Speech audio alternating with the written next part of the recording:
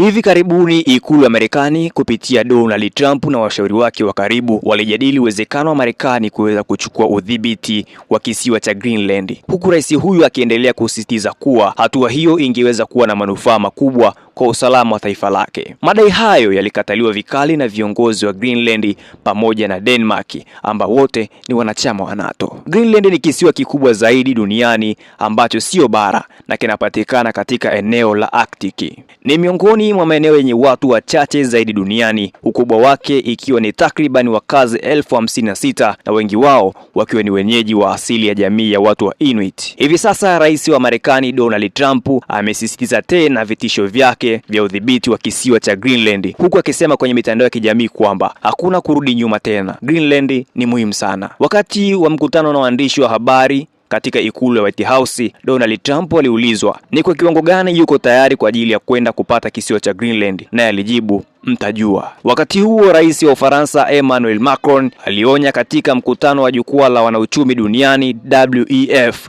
nchini Uswizi kuhusu mabadiliko kuelekea dunia isiyo na sheria, huku waziri mkuu wa Canada akisema kwamba utaratibu wa zamani hautorudi. Hata hivyo, NATO, yaani shirika la mkataba wa Atlantic ya Kaskazini, kwa sasa lina nchi wanachama 32 huku Marekani ikiwa ni miongoni mwa nchi 12 zinazounganisha muungano huo.